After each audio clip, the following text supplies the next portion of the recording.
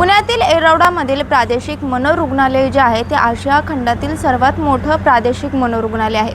मात्र गेल्या काही दिवसांपासून हे मनोरुग्णालय जे आहे ते वादाच्या भोवऱ्यात अडकल्याचं आपल्याला पाहायला मिळते। काही दिवसांपूर्वी तेथील रुग्णांना जे आहे ते साफसफाई करायला लावल्याचे व्हिडिओज जे आहेत ते समोर आले होते। त्याच्यानंतर तिथल्या कामगारांचेच पैसे थकवल्याचा आरोप या रुग्णालयावरती करण्यात आला। आता तर चक्क येरवडा प्रादेशिक मनोरुग्णालयातील जे शासकीय निवासस्थान आहे तिथे चर्च चालवत असल्याची धक्कादायक माहिती जी आहे ते उघडकीस आलेली आहे। मिळालेल्या माहितीनुसार जे अधीक्षक आहेत, उपाधीक्षक आहेत, तेथील कर्मचारी आहेत त्यांच्यासाठी रुग्णालयातील आवारात जे आहे ते शासकीय निवासस्थान असतात। मात्र अधीक्षक जे आहेत ते तिथे राहत नाहीत, ते बाहेर राहतात। यासोबतच तिथले पदाधिकारी जे असतील, कर्मचारी असतील ते देखील रुग्णालयाच्या आवारात न राहता बाहेर राहतात। याचाच फायदा घेत प्रार्थना सभांच्या नावाखाली दर रविवारी इथे चर्च चालवत जात असल्याचा धक्कादायक माहिती आणि तसा व्हिडिओ देखील आता समोर आलेला आहे। या संपूर्ण प्रकरणानंतर पुणे शहरात आणि येरवड्यातील या प्रादेशिक मनोरुग्णालयात एकच खळबळ उडाली असून नेमकं येरवड्याच्या प्रादेशिक मनोरुग्णालयात चाललंय तरी काय असा सवाल जो आहे तो सध्या सामाजिक कार्यकर्त्यांकडून उपस्थित केला जातोय।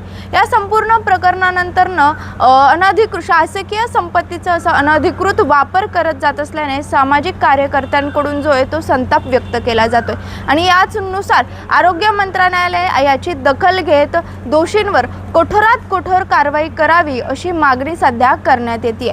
मात्र या सगळ्यातून एक महत्त्वाचा आणि मुख्य प्रश्न उपस्थित होतो ते म्हणजे की या सगळ्याची माहिती तेथील अधीक्षक जे आहेत त्यांना माहिती नव्हती का? गेल्या काही दिवसांपासून बऱ्याच दिवसांपासून हा प्रकार तिथं घडत होता। तसंच अधीक्षक जे आहेत सामाजिक कार्यकर्त्यांकडून जेव्हा आम्ही त्यांच्याशी बोललो, त्यांच्याकडून माहिती घेतली त्यावेळेस त्यांनी आम्हाला असं सांगितलं की अधीक्षकांना देखील 6 महिन्यांपूर्वीच जे आहे ते हे प्रकरण समजलेलं होतं आणि त्यांना नोटीस देखील बजावली होती किंवा तिथं जो निवासस्थान आहे ते खाली करायला देखील लावलं होतं। मात्र त्याचा फॉलोअप योग्यरित्या घेतला गेला नाही आहे का असा सवाल या सगळ्यातून उपस्थित होते। त्याच्यामुळे एकंदरीतच या प्रादेशिक मनोरुग्णालयात नेमकं चाललंय तरी काय?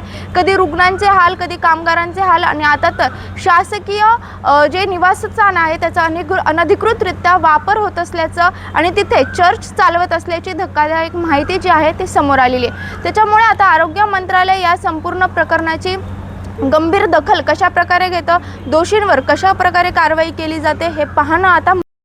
आज प्रादेशिक रुग्णालयाचा आणखी एक नवीन वाद चव्हाट्यावर आलाय। कारण जे महाराष्ट्र शासनाने अधीक्षक व उपअधीक्षकांना निवासस्थान दिलं आहे त्या निवासस्थानमध्ये अधीक्षक किंवा उपअधीक्षक राहत नसून एका कर्मचाऱ्याने तिकडं राहत असून आणि तिथं अनधिकृत धार्मिक स्थळ चालवल्याचं उघडकीस आले।